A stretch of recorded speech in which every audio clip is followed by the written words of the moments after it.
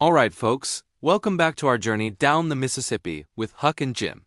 If you remember from last time, our two heroes have just escaped their old lives and are now floating down the river on their trusty raft, searching for freedom.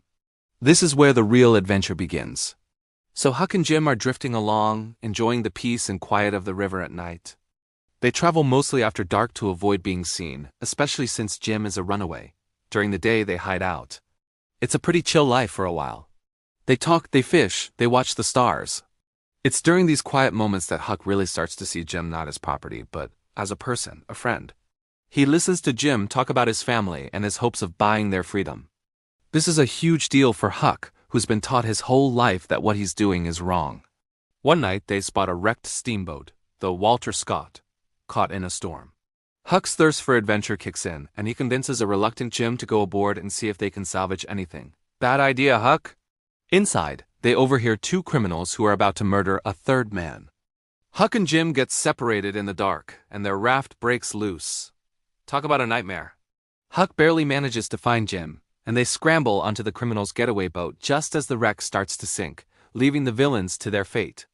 Huck feels a bit guilty about this, so he finds a ferry watchman, and cooks up a story to get him to rescue the people on the wreck, though it's probably too late. After that close call, they continue down the river. The main goal is to reach the town of Cairo, where the Ohio River meets the Mississippi. From there, Jim can take a steamboat up the Ohio into the Free States. As they get closer, Huck starts to have a major crisis of conscience. He knows he's helping Jim escape, which society tells him is a terrible sin. He feels so guilty that he decides he's going to paddle ashore and turn Jim in.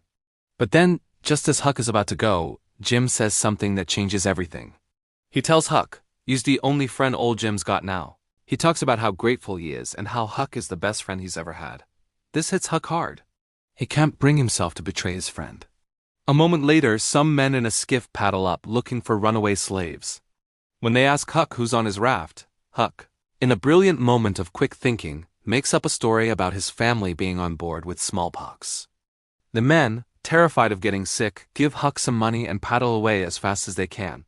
Huck has saved Jim, but he feels like he's done a wicked thing.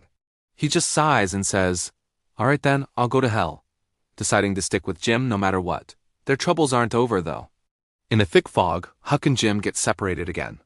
They whoop and call for each other, but the fog is too dense. When Huck finally finds the raft again, he decides to play a prank on Jim, pretending the whole separation was just a dream Jim had. Jim is overjoyed to see him at first, but when he sees the debris on the raft from the fog, he realizes Huck was lying to him. Jim gets genuinely hurt and tells Huck that friends shouldn't play such mean tricks on each other. Huck feels terrible, and after a long 15 minutes, he humbles himself and apologizes to Jim. This is a huge turning point in their relationship. Huck has treated Jim as an equal, a true friend. Tragically, they believe they've passed Cairo in the fog. Even worse, a massive steamboat comes barreling down on them in the dark, smashing their raft to pieces. Huck dives one way, Jim the other. The video ends with Huck swimming for his life, getting to shore, and being surrounded by a pack of barking dogs. Where's Jim? Is the raft gone for good?